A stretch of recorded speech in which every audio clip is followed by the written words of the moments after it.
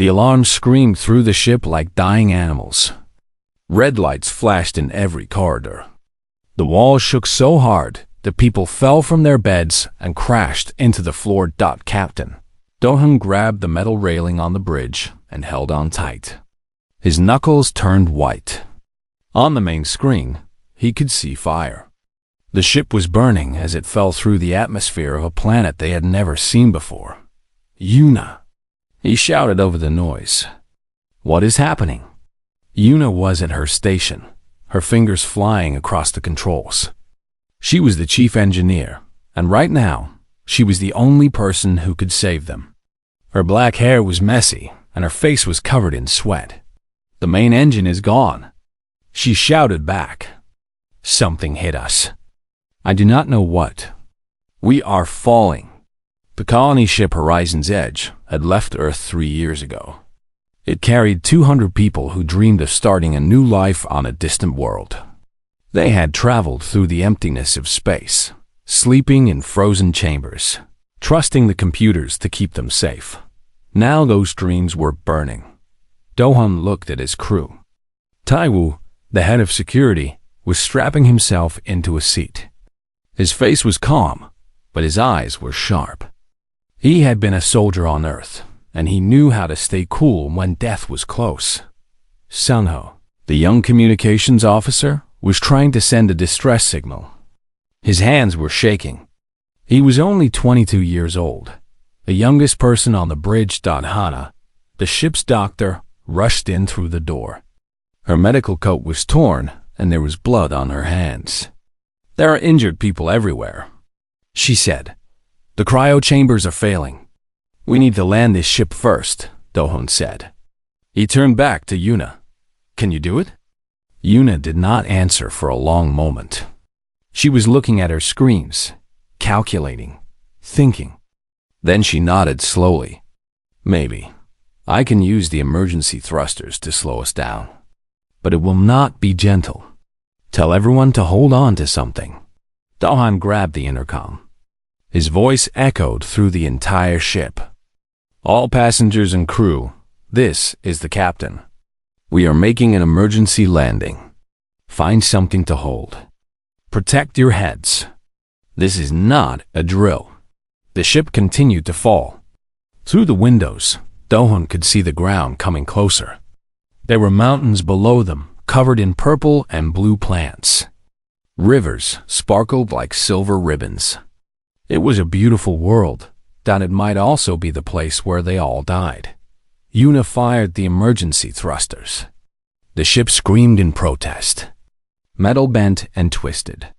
The floor tilted so sharply that Do-hun almost lost his grip on the railing. Come on, Yuna whispered to the ship. Come on, stay together. The Horizon's Edge hit the ground. The impact was like nothing Do-hun had ever felt. It was like being inside a drum while a giant beat it with a hammer. The lights went out. Sparks flew everywhere. Someone screamed. Then there was silence. Do-hun opened his eyes. He was lying on the floor. His head hurt and his ears were ringing. But he was alive. Is everyone okay? He asked. One by one, the others answered. Taiwu had a cut on his forehead, but was fine. Sunho was shaking but unhurt. Yuna was already checking her equipment. Hana was looking for her medical bag. We made it, Yuna said. There was wonder in her voice. We actually made it. Do-hun stood up slowly. His legs felt weak. What about the rest of the ship? What about the passengers? It took them 2 hours to get a full count. The news was both good and bad. 187 people had survived. 13 had died in the crash. The ship itself would never fly again. The hull was broken in 100 places. The engines were completely destroyed. They were stuck on this unknown planet. Do-hun ordered the crew to set up a camp outside the ship. The air was breathable, which was lucky. The gravity was a little stronger than Earth, which made everyone feel heavy and tired. As the sun began to set, Do-hun climbed a small hill to look at their new home. The sky was turning orange and pink. Two moons were rising in the east, one large and one small. Strange birds flew overhead, making sounds he had never heard before. Taiwu came to stand beside him. "What do we do now, Captain?" Dahan shook his head. "I do not know. Survive, I suppose. Find food and water. Build shelter. Hope that someone comes to rescue us. And if no one comes?" Dahan looked at the crashed ship below. His people were already working, pulling supplies from the wreckage, helping the wounded, doing what humans always did when disaster struck. They kept going. "Then we make this place our home," he said. What Dahan did not know was that they had not landed in an empty wilderness. This planet had people of its own. And those people had been waiting for visitors from the sky for a very, very long time. Far away, in a great city made of white stone, an old man named Korath fell to his knees. He was the high priest of the Valari, and he had spent his entire life studying the ancient prophecy. The prophecy was carved on tablets that were older than the city itself. For thousands of years, the Valari had read those words and wondered what they meant. When darkness covers the land and hope is lost, heroes will come from Terra. They will fall from the sky in vessels of flame. They will be small and strange, but they will carry the fire of 1,000 suns in their hearts. Korath had seen the ship fall. He had watched the trail of fire cross the sky like a burning arrow. Terra. The humans called their world Earth, but in the old language, the language that existed before the Valari learned to speak, it had another name. Terra. The prophecy was coming true. Korath did not know if he should feel joy or fear. The Valari were dying. The war with the Krath had lasted for 30 years, and they were losing. Every month, more cities fell. Every day, more children became orphans. The Krath were too strong, too many, too cruel. The Valari needed heroes. But heroes, Korath knew, always came with a price. He stood up slowly, his old bones aching. He had to tell the council. He had to send scouts to find the visitors from Terra. He had to see these humans for himself. Were they truly the saviors from the prophecy? Or were they something else entirely? Only time would tell. Above the crashed ship, the stars began to appear. The humans built fires to keep warm. They shared food and water. They comforted the wounded and mourned the dead.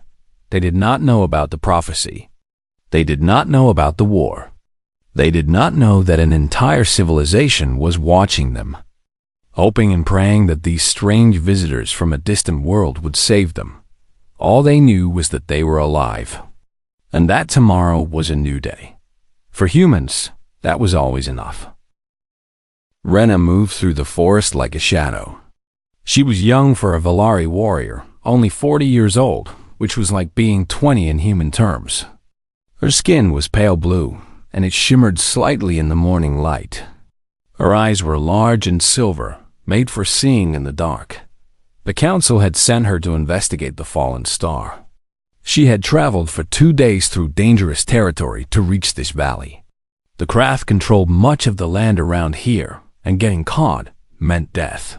But Rena was fast and careful. She had survived many missions before. When she finally saw the crashed ship, she stopped and stared. It was huge, bigger than any building in the Valari capital. Metal and glass and strange materials she did not recognize. Smoke was still rising from parts of it, and there were creatures walking around it. Rena hid behind a tree and watched. The creatures were small, much smaller than Valari. They had soft skin in different shades of brown and pink. No scales, no armor, no natural protection at all. Their eyes were tiny, and she doubted they could see well.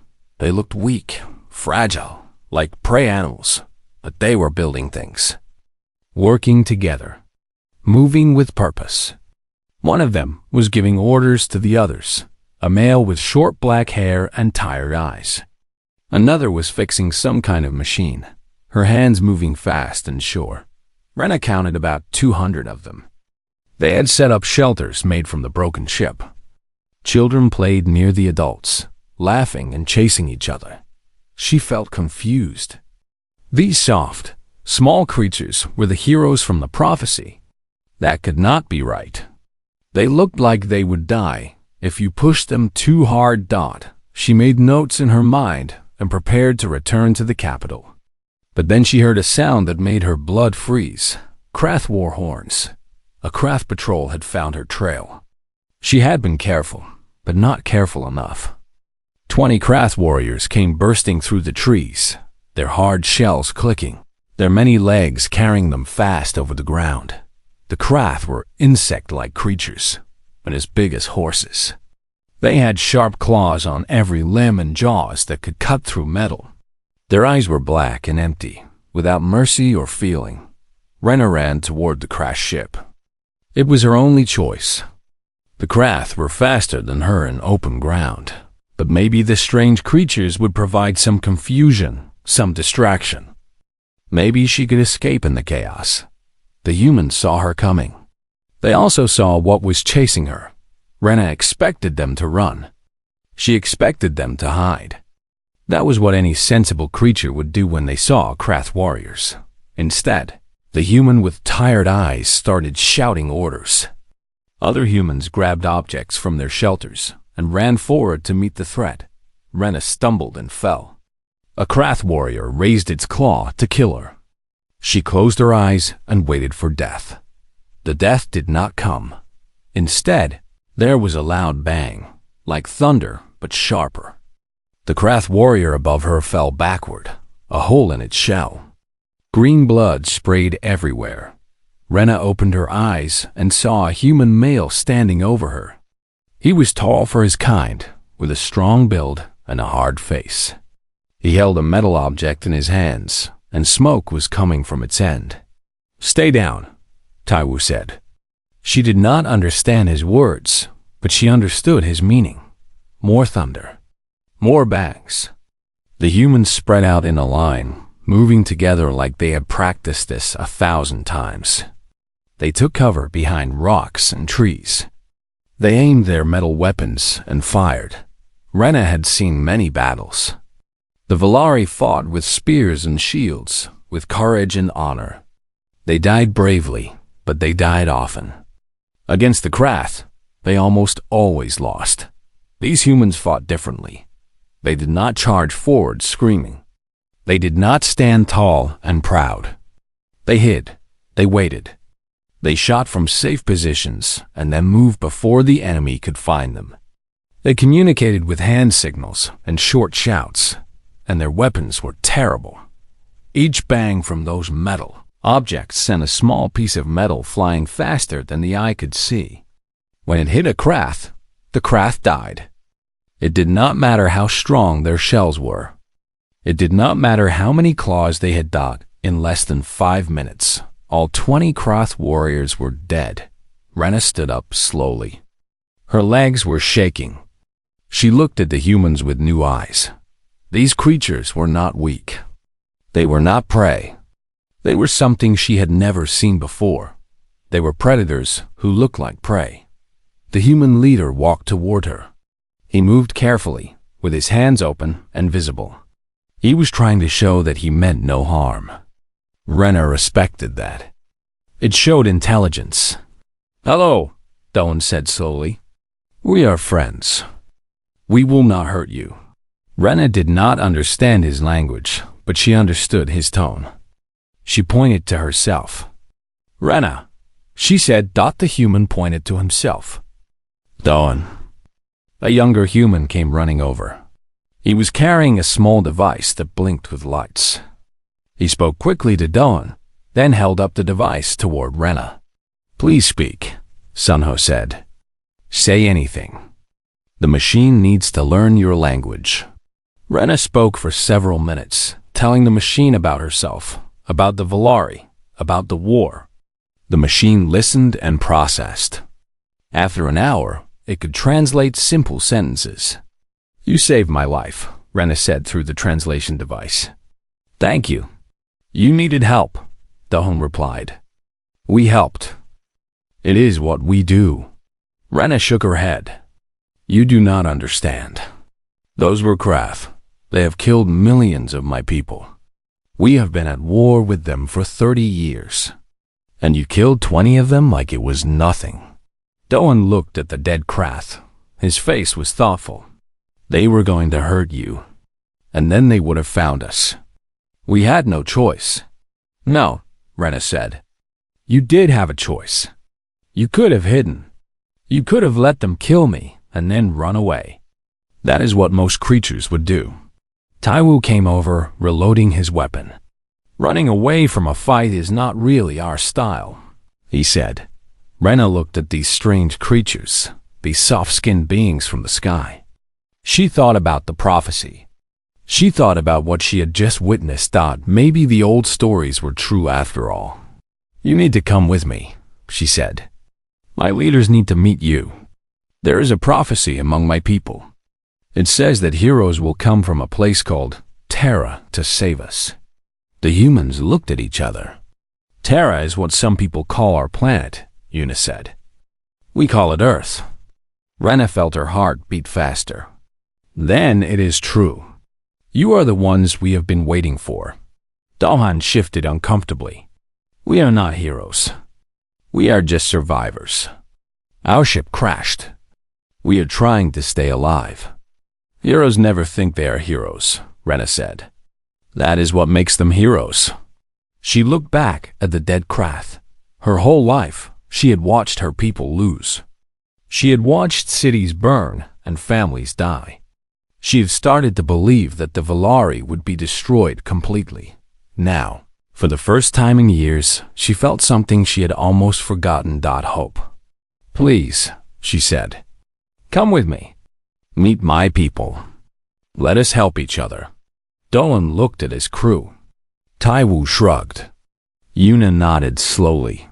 Hannah was already treating a cut on Rena's arm, gentle and careful. All right, Dolan said finally. We will come with you. But I cannot promise we are the heroes your prophecy talks about. Rena smiled. It was the first time she had smiled in a very long time. Let us find out together, she said. They began the long walk to the Valari capital. Behind them, the crashed ship sat in the valley, a monument to their journey from the stars. Above them, the two moons rose in the darkening sky. The humans had arrived on this world by accident. But perhaps, Rena thought, there were no accidents. Perhaps everything happened for a reason. The prophecy was unfolding. The heroes had come, and the war was about to change. The Valari capital was called Ethon, and it was the most beautiful city Dohon had ever seen. White stone towers rose toward the sky like frozen music. Gardens filled with glowing flowers covered every rooftop. Bridges made of crystal connected buildings across wide streets. The Valari themselves were elegant creatures. They moved with grace, like dancers or flowing water. Their skin came in shades of blue and purple and silver.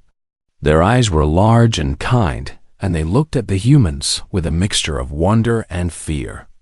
Thousands of them lined the streets as Rena led the humans through the city. They whispered to each other. Some pointed. Some bowed. Children hid behind their parents and peeked out with curious eyes. They have heard about the battle, Rena explained. Word travels fast. They know you killed 20 Krath warriors with only a handful of people. Dohan felt uncomfortable with all the attention. We were just defending ourselves. That is exactly what makes it impressive. The Krath have never retreated from anything. They do not know fear. But your weapons, your tactics, they were something the Krath had never seen before. At the center of the city stood a great temple made of white marble and gold. This was where the council met, and this was where the humans would learn about their role in this world. Elder Korath was waiting for them at the temple entrance. He was old, older than any Valari Rena had ever known. His skin was pale gray, and his movements were slow and careful. But his eyes were sharp and full of wisdom. Welcome, children of Terra, he said through the translation device. His voice was warm but serious. We have waited for you for a very long time." He led them into the temple, where the other council members sat in a circle. Some looked hopeful. Others looked worried. One of them, a tall Valari in military armor, looked angry. This was Lord Varric, the commander of all Valari armies. His face was hard, and he did not bow or smile when the humans entered. "These are the prophesied heroes," Varric said. "They look like children, soft, weak. Our scouts could have killed them easily." "Your scouts ran from 20 Krath," Taiwu said calmly. "We killed them." Varric's eyes narrowed. "One small battle proves nothing. The Krath have millions of warriors. What can 200 soft creatures do against that?" Doan stepped forward. "We do not want to fight your war. We just want to survive. Our ship is destroyed. We need food, shelter, and resources. Maybe we can help each other." Elder Korath raised his hand before Varric could argue more. "Let us not fight among ourselves. The prophecy brought them here for a reason. We should learn about them before we judge them. Over the next few weeks, the humans were given a section of the city to live in. They set up their camp and began the long process of adapting to their new home. Hana spent her days in the Valari hospitals. The condition shocked her. The Valari had beautiful art and amazing architecture, but their medical knowledge was limited. They treated wounds with herbs and prayers. They did not understand infection or disease. "Let me show you something," Hana said to the Valari healers. She took out a small bottle of liquid. "This is called antiseptic. It kills the tiny creatures that cause infection." The Valari healers watched in amazement as she cleaned and treated a wounded soldier. Within days, wounds that would have killed him began to heal. "This is magic," one healer whispered. "No," Hana said gently. "This is science. And I can teach you." Meanwhile, Yuna was exploring the Valari workshops. She found something incredible. The Valari mined crystals from the mountains, beautiful stones that glowed with inner light. They used them for decoration and religious ceremonies. Yuna ran tests on the crystals and nearly dropped her equipment in shock. These crystals could conduct energy better than anything on Earth. They were worth more than gold, more than diamonds. With these crystals, she could build things that were impossible with Earth technology. "You use these for decoration?" she asked the Valari craftsman. "They are pretty," one craftsman said. "What else would we use them for?" Yuna smiled. "Let me show you." Within weeks, she had built a small generator that produced clean energy. The Valari watched as lights turned on without fire, as machines ran without animals to pull them. "Your people are very advanced," the craftsman said with admiration. "We have had many wars," Yuna replied. "War makes you learn fast. You build better weapons, better tools, better machines. Or you die." The craftsman looked sad. "We were not made for war. Our people value art and philosophy. We build beautiful things and think deep thoughts. We never learn to fight." "That is not a weakness," Yuna said. "That is a sign of a civilized society. But sometimes, the universe does not care about civilization.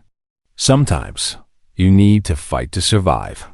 In another part of the city, Taiwu was training Valari volunteers.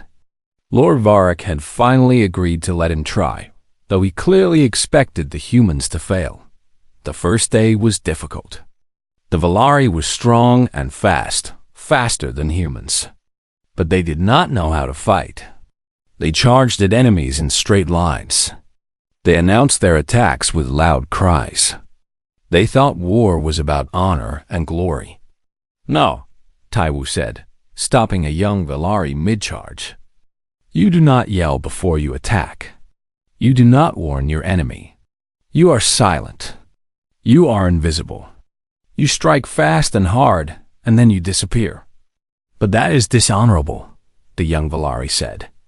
"A true warrior faces his enemy openly." Taiwu sighed. A dead warrior faces nothing. Your enemy does not care about honor. The Krath do not care about honor. They care about winning.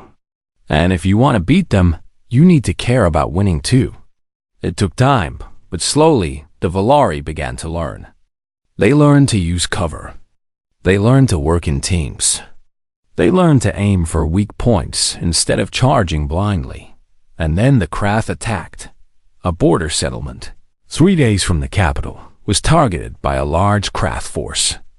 2,000 warriors against a town of 5,000 civilians and a small garrison of Valari. Defenders. Duhan gathered his people. "This is not our fight," he said honestly. "We do not have to go. But those people will die without help." No one hesitated. 30 humans volunteered immediately. They traveled fast, using vehicles that Yuna had built from salvaged ship parts. They arrived at the settlement just as the Krath began their assault.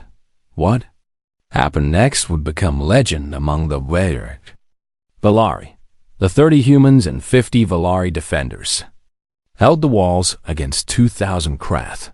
The humans had taught the Valari how to use choke points, how to create traps, how to fight smart instead of brave. The battle lasted for 6 hours. The Krath threw wave after wave of warriors at the walls. Each time, they were pushed back.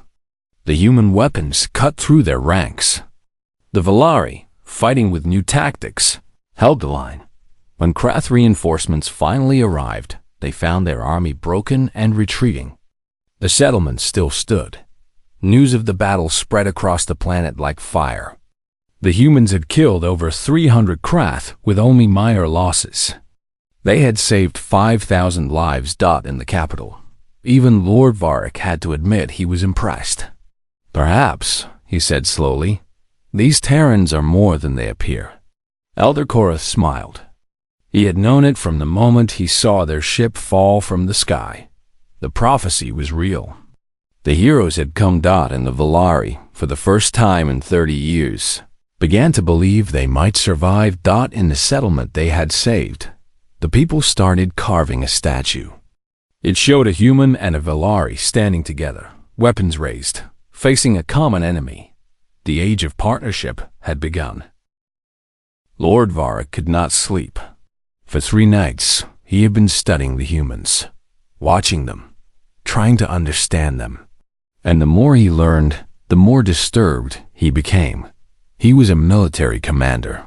He had fought the Krath for 20 years. He knew how to evaluate soldiers, how to measure strength, how to predict who would win a battle. The humans made no sense. He walked through the human camp at dawn, when most of them were still sleeping.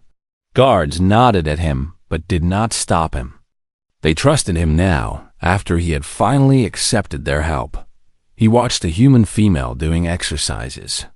She was lifting heavy stones, again and again, until her muscles shook and sweat covered her face. A Valari would have stopped long ago. The pain would have been too much, but the human kept going. She pushed through the pain like it did not matter. Varric made notes in his mind. He found Dohan later that morning. "I need to understand your people," Varric said. "I have watched you fight. You are not stronger than us. You are not faster. Your senses are worse than ours. You cannot see in the dark. You cannot hear as well. Your skin is soft and tears easily." Dohan nodded. "All that is true. Then why do you win?" Varric asked. "Why did 30 of you hold against 2,000 Krath when 300 of my best soldiers would have failed?" Dohan thought about the question for a long moment. Then he sat down on a rock and gestured for Varric to join him. "Let me tell you about my world," Dohan said. "Earth is a dangerous place. It always has been. When my ancestors first appeared, they were not the strongest creatures. They were not the fastest. They had no claws, no fangs, no armor. They were prey. How did they survive? They learned. They adapted. They made tools. They worked together in groups." Dohan picked up a small stone. "A human alone is weak. But a human with a rock is dangerous. A human with a spear is deadly. And 100 humans with weapons working together can kill anything. Varric considered this. We have weapons too. We have spears and swords. But you do not think about weapons the way we do. For your people, weapons are tools of last resort. For my people, weapons are how we became the dominant species on our planet. We hunted creatures 10 times our size. We killed them and ate them. That sounds savage. Dohan smiled grimly. It was, but it made us who we are. And there is something else. Something that might disturb you. Tell me. On Earth, humans did not just fight animals. We fought each other. For thousands of years, we had wars. Wars over land. Wars over resources. Wars over ideas and beliefs. We killed millions of our own kind. Varric stared at him. The Valari had never fought among themselves. The idea was horrifying. We learned from those wars, Doham continued. We developed tactics, strategies, technologies. Every generation of humans inherited knowledge that was paid for in blood. We know how to fight because fighting is in our history, our culture, our very nature. That is terrible, Varric said quietly. Yes, but it also means we understand something your people do not. We understand that sometimes the enemy does not care about fairness or honor. Sometimes the only choice is to win or die. And humans are very, very good at refusing to die. Varric stood up and walked to the edge of the camp. He looked out at the Valari city, at the beautiful towers and gardens. His people had built a civilization based on peace and philosophy. They had created art that would last for eternity. They had thought deep thoughts about the meaning of life, and none of it had prepared them for the Kroth. There is something else I do not understand, Varric said. At the battle for the settlement, I saw a human soldier throw himself over a Valari child to protect her from a Krath attack. He took wounds that should have killed him, but he survived and he saved the child. That was Taiwu, Dahun said. Why did he do it? The child was not human. She was nothing to him. Why risk his life for a stranger? Doan was quiet for a moment. That is harder to explain. Humans have this thing inside us. We call it many things. Compassion, empathy, love. When we see someone in danger, especially a child, something in us demands that we help, even if it costs us everything. Even for strangers? Even for aliens? Yes. It does not make logical sense. We know that. But we cannot help it. When we see suffering, we want to stop it. When we see evil, we want to fight it. It is not a choice. It is who we are. Varric thought about the Valari soldiers he had commanded. Good soldiers, brave soldiers. But when a battle was lost, they retreated. When the odds were too bad, they surrendered. It was the logical thing to do. Humans did not do that. I watched recordings of your battle, Varric said. At one point, your forces were surrounded. Any reasonable commander would have surrendered. But your people fought harder. They pushed forward instead of back. How is that possible? Dohan stood up and looked Varric in the eyes. When we are surrounded, when everything looks hopeless, something happens inside us. We call it many things. Determination, stubbornness, will. But it comes down to one simple truth. We refuse to give up. The worse things get, the harder we fight. That is irrational.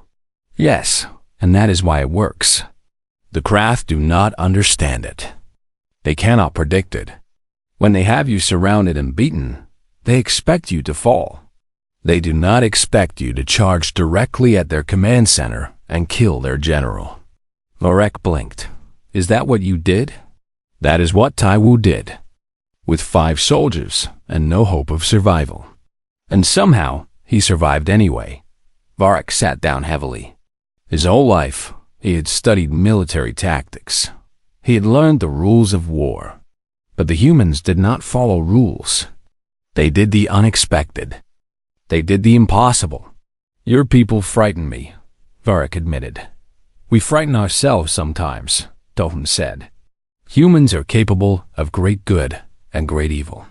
We have built beautiful things and destroyed beautiful things. We have saved lives and taken lives. We are complicated, but you are here to help us. Yes, because right now, helping you helps us. And because it is the right thing to do. Varric looked at the human captain. Small, soft, fragile. But behind those tired eyes was something powerful. Something that had conquered a world full of predators. Something that had survived ice ages and plagues and wars. That's something that refused to die. I think I understand now, Varric said slowly. You are not heroes because you are strong. You are heroes because you are stubborn. Because you do not know when to quit. Because you keep fighting long after anyone else would have given up. Dohan smiled. Now you understand humans. Varric stood up and offered his hand in the human gesture of respect. Then let us fight together.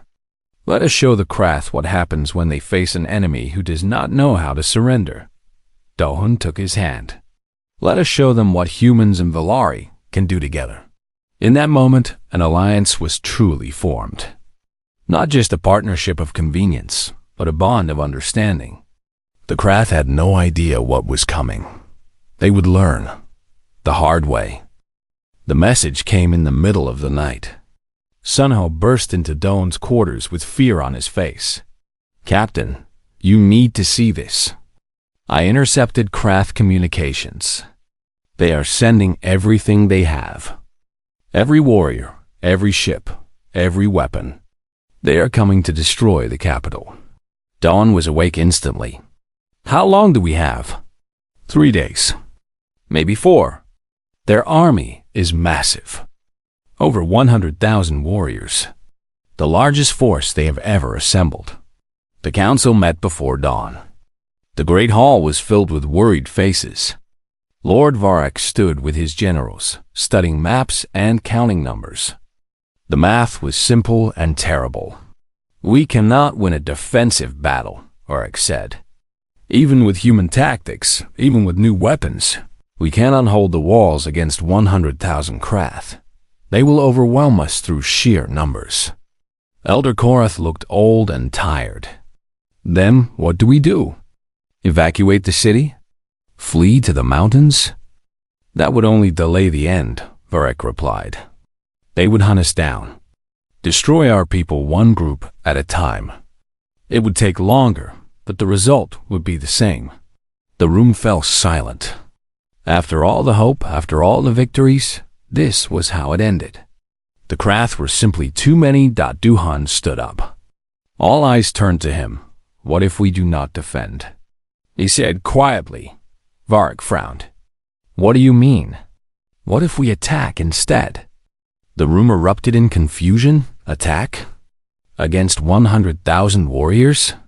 It was madness. Duhan waited for the noise to die down. Then he walked to the map and pointed at a location behind the Krath army.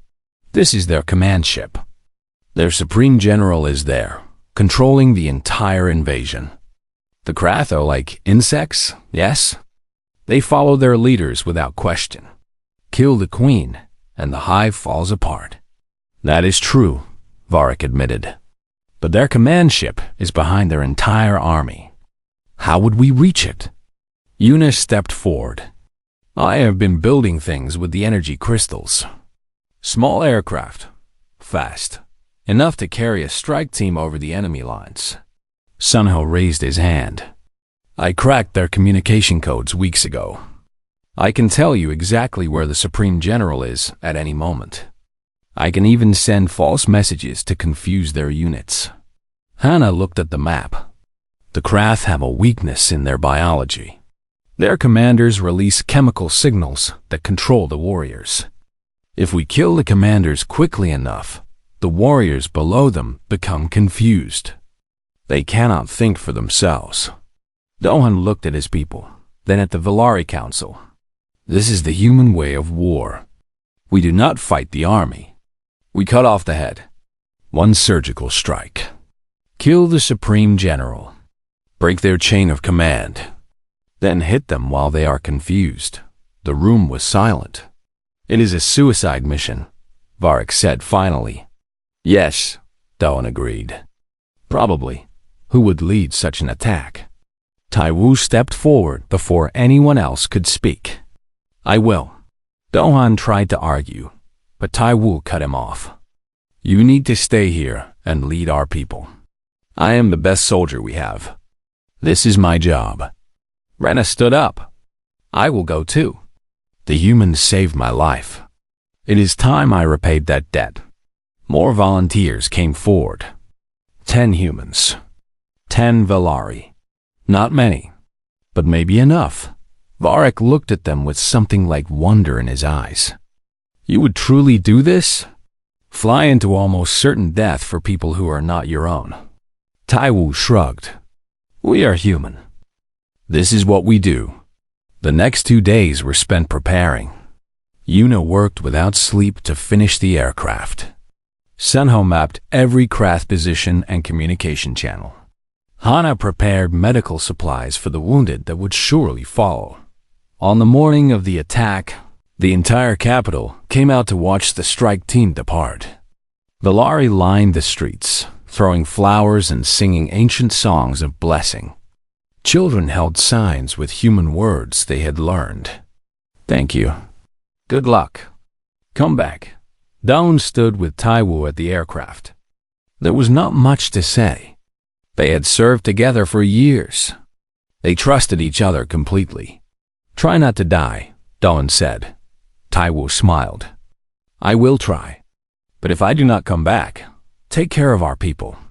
Get them home if you can. I will. They clasped hands one final time. Then Taiwu climbed into the aircraft, and the strike team lifted off into the sky. The flight was dangerous from the start. They flew low to avoid detection, skimming over mountains and forests. Twice they nearly crashed. 3 times they had to hide from craft patrols. But Sunho's information was good. They found the command ship exactly where he said it would be. It was huge. A mountain of metal and chitin, crawling with guards.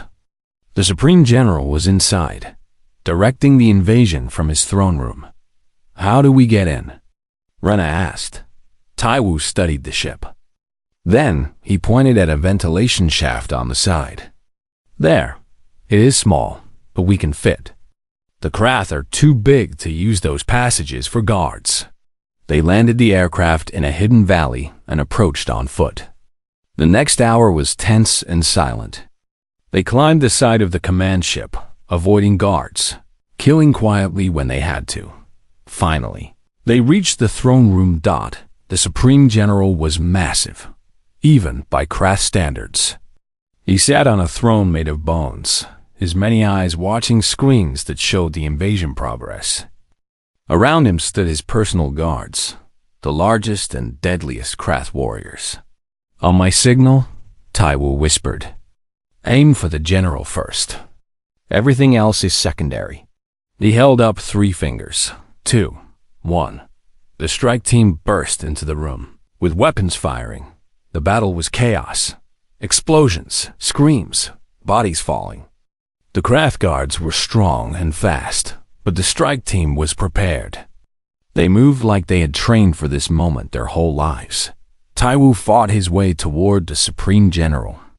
2 guards fell to his weapon. A third slashed his arm with a claw, but he kept going. Pain was just information.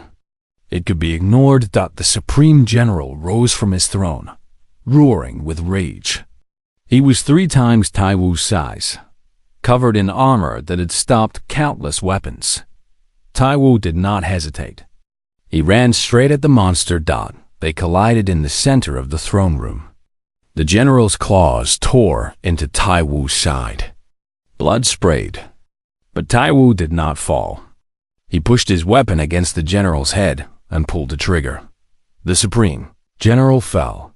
Sunho had connected to the craft communication system. He broadcast the general's death across every channel. Every craft warrior in the invasion force saw their leader die. The effect was immediate. On the battlefield outside the capital, the Krath army stopped moving.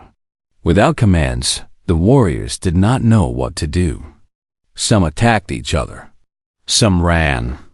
Some simply stood still, waiting for orders that would never come. Lord Varric saw his chance. "Now," he shouted to his army. "Attack now." The Valari charged for the first time in 30 years. Not in desperate defense, but in real attack. They hit the confused Krath army like a wave hitting sand. The battle lasted for hours, but the result was never in doubt. The Krath were broken.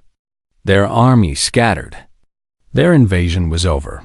Back on the command ship, the surviving strike team members carried their wounded toward the aircraft. They had lost 4 humans and 3 Valari. Heroes who would never see their homes again. Taiwu was barely conscious. His wounds were severe, but he was alive. Rena helped carry him to safety. "You did it," she said. "You actually did it." Taiwu coughed blood and managed a weak smile. "Told you. Humans do not know how to quit." The aircraft lifted off as the sun set. Behind them, the Krath command ship burned in the capital. People were already celebrating. For the first time in a generation, the Valari had won a real victory. Not just a defense. A triumph. The war was not over. But the tide had turned, and everyone knew who had turned it. The heroes from Terra. The celebrations lasted for 3 days. The Valari sang and danced in the streets. They lit fires and shared food. They told stories of the battle, each telling more exciting than the last. After 30 years of fear, they finally had reason to hope. But in the human camp, the mood was different. Duhan sat alone in his quarters, staring at a list of names. 43 humans had died since they crashed on this planet. 43 people who had left Earth, hoping for a new life. 43 people who would never see home again. He read each name slowly. He remembered each face. A young man who had dreamed of being a farmer. A woman who had left behind a sister on Earth. A father who had brought his daughter on the journey. They had died as heroes. But they were still dead. Hannah found him there, still staring at the list as the sun set. "You should eat something," she said gently. "I'm not hungry. The others need to see you. They need their captain." Dawn put down the list. His eyes were tired and old. "I never wanted to be a captain of soldiers. I wanted to be a captain of colonists. I was supposed to lead people to build homes, not to fight wars." Hannah sat down beside him. "None of us expected this. But we are here now. And you have done everything you could." "Have I?" "I sent people to die, Hannah. I made the decision. Their blood is on my hands. They volunteered. They knew the risks. They chose to fight for something greater than themselves." Doan shook his head. "That does not make it easier. Every time I close my eyes, I see their faces. I hear their voices. And I wonder if there was another way. Something I missed. Some choice I could have made differently." Hannah was quiet for a long moment. Outside, they could hear the sounds of celebration. The Valari had no idea what their human saviors were feeling. "Do you know what the Valari call us now?" Hannah asked. "Heroes of the prophecy. They are already writing songs about us. Building statues. Children pretend to be human warriors when they play. We have become legends." "Legends," Dohan repeated. The word tasted bitter. "Legends are easy. Legends do not bleed. Legends do not wake up screaming from nightmares. Legends do not have to tell a daughter that her father is not coming home. No, but legends give people hope. And hope is what these people needed." Dahan stood up and walked to the window. The Valari city spread out before him, beautiful and ancient. A civilization that had existed for thousands of years. A people who had almost been wiped out. "We saved them," he said quietly. "But at what cost?"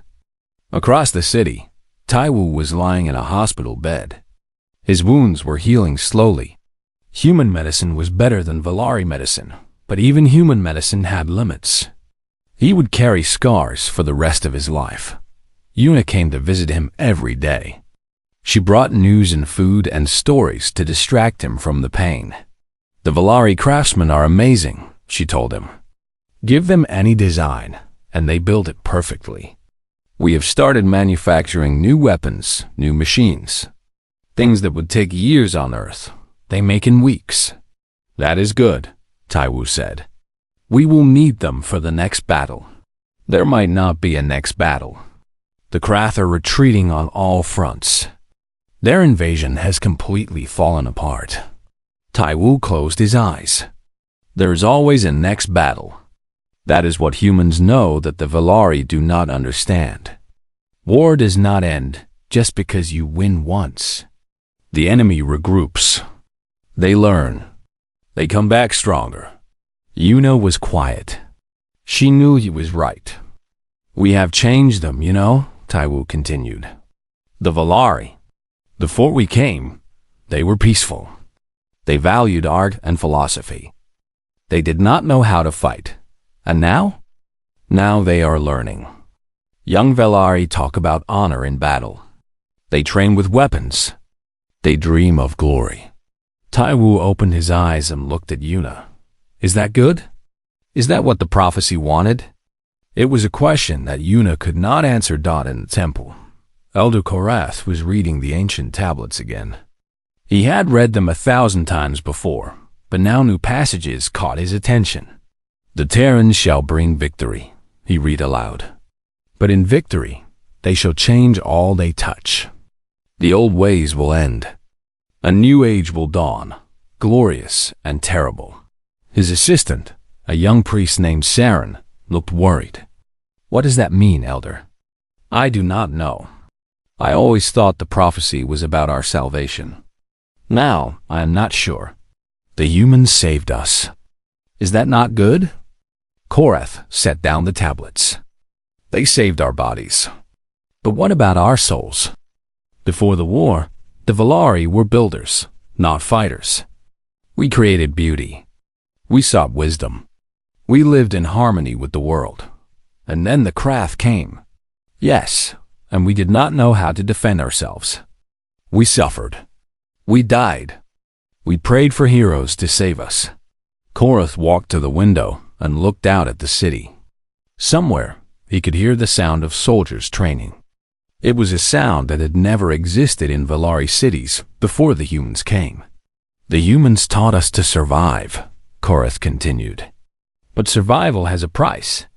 We are becoming like them, harder, fiercer, better at destruction. Is that wrong? I do not know. Perhaps it is necessary. Perhaps there is no other way to live in a dangerous universe. But I mourn what we are losing. The innocence, the gentleness, the belief that peace is possible. Saren thought about this. Maybe we can keep both. The art and the strength. The philosophy and the weapons. Korath smiled sadly. Maybe. The humans seem to manage it. They create beautiful music and terrible bombs. They write poetry and train soldiers. They are a contradiction that somehow works. Then perhaps we can learn that from them too. Perhaps. That night, Dohan was called to a meeting with Korath. The old priest served them tea, a Valari custom of respect. I wanted to thank you, Korath said, and to ask you something. Ask. When you leave this world, what will remain? Dohan was surprised by the question. I do not know if we can leave. Our ship is destroyed, but you will try to build another. Your engineer is already planning it. And someday perhaps rescue ships will come from Earth. When that happens, what legacy will you leave behind? Dohan thought carefully before answering. Knowledge, I hope. Medicine. Technology. Tools to help you survive. And weapons. Yes, and weapons. Korath nodded slowly. I have spent my entire life studying the prophecy. I believed that when the Terrans came, they would be perfect heroes, saints, saviors without flaws. We are just people. I know that now. You are brave and kind and generous. You are also violent and dangerous and unpredictable. You carry destruction and creation in equal measure. Korath set down his tea. I do not regret your coming. You saved my people. But I wonder about the future. What will the Valari become after you have changed us? Doan had no answer, because it was a question he asked himself every day. What were they leaving behind? A civilization saved or a civilization transformed? A people protected or a people corrupted? Heroes did not have clean victories. Every triumph carried consequences. Every gift came with a price.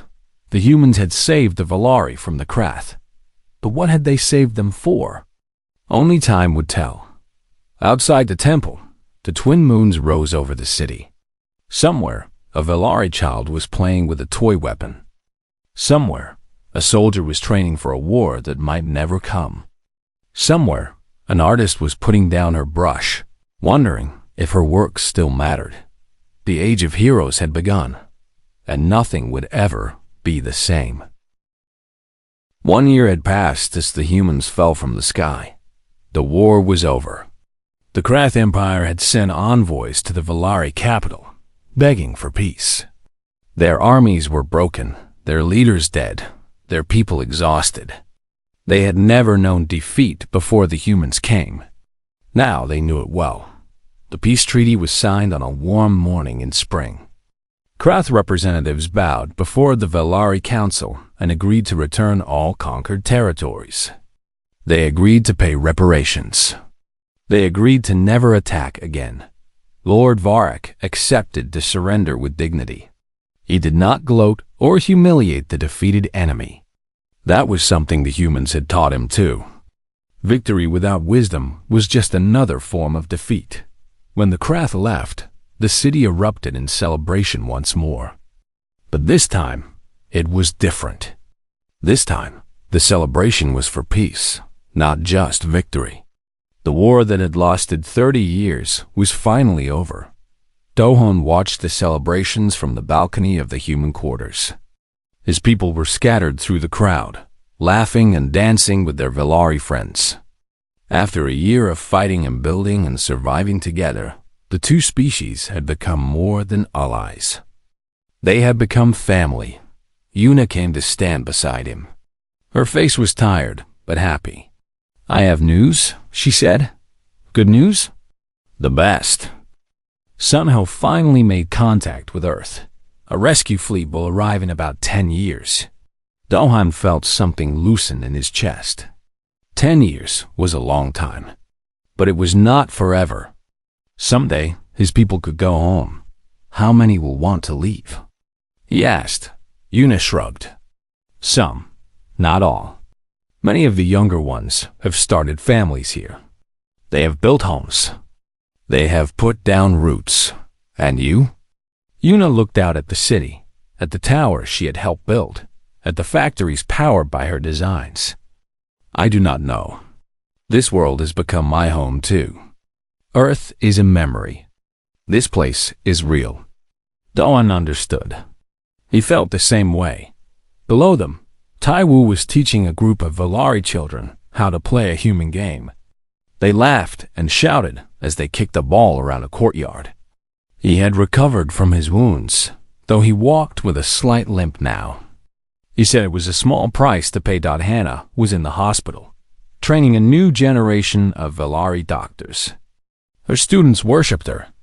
They called her the healer from the stars. She had saved thousands of lives with her knowledge, and she had taught others to save thousands more.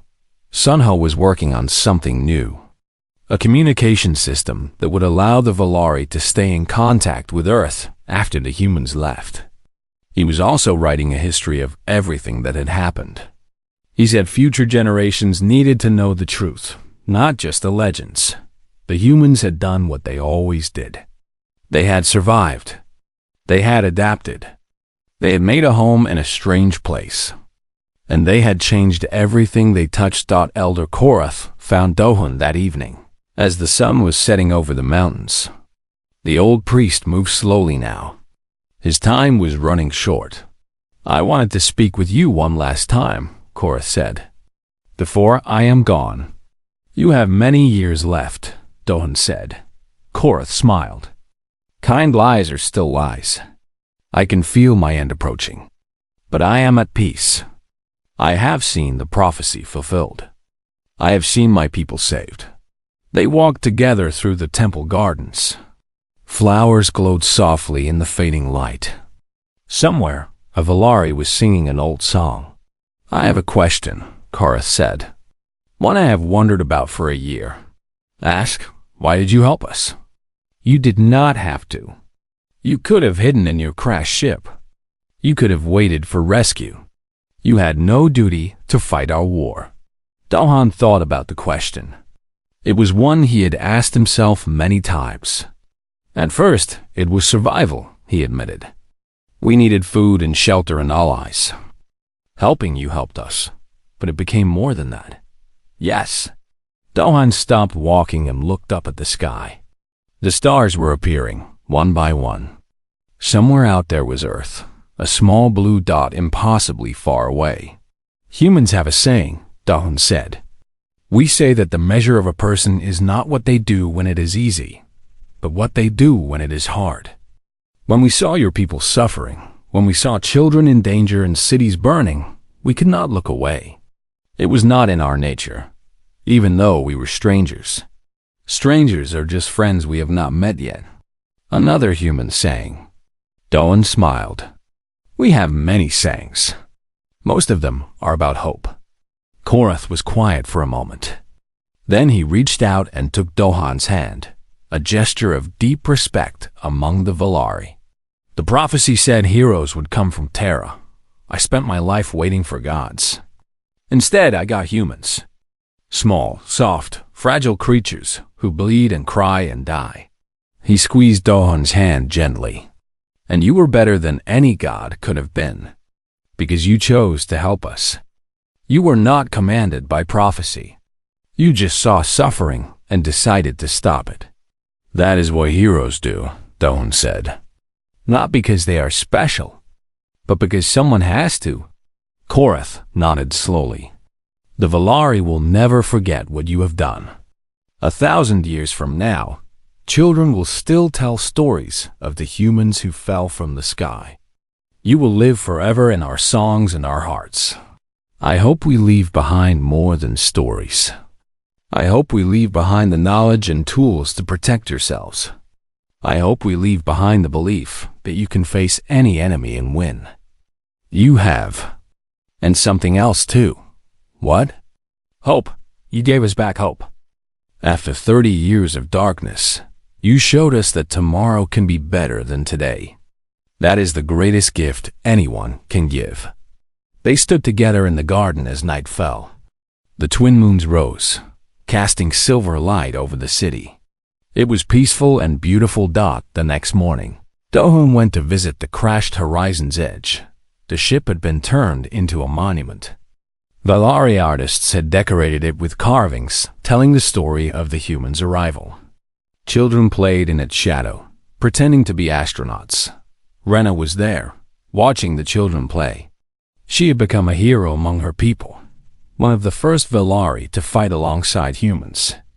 Now she served as an ambassador between the two species. "They are pretending to be you," she said. Dohan laughed. "That is a little embarrassing." "Why?" "You gave them something to dream about. Before you came, Valari children dreamed of being artists and philosophers. Now they dream of being explorers and warriors. They dream of the stars. Is that good?" Rena considered the question. "I think so. My people were beautiful, but we were also asleep. We thought the universe was gentle and kind. We did not understand that survival requires strength. You woke us up. We also made you more violent. Yes, but violence in service of protection is not evil. You taught us that too. Sometimes you must fight to defend what you love. There is honor in that. They watched the children play. A little Velari girl was wearing a toy helmet that looked like something from the human ship. She was giving orders to her friends, leading them on an imaginary mission to save the galaxy. The age of Terra has begun, Rena said. That is what the elders call this new era. Everything before you is history. Everything after is the future you helped create. Doan did not know what to say. He had never wanted to be a legend. He had just wanted to keep his people alive. But somehow, along the way, he had become something more. Maybe that was what heroism really was. Not seeking glory, but accepting responsibility. Not being fearless, but being brave despite fear. Not being perfect, but being present when needed. The humans had come to this world by accident, but they had stayed by choice. And in staying, they had changed everything. As Dohan walked back to the city, he passed a group of Velari builders working on a new structure. It was a launching pad for spacecraft. Yuna's designs. In a few years, the Velari would have their own ships. They would explore their solar system. Eventually, they might reach the stars.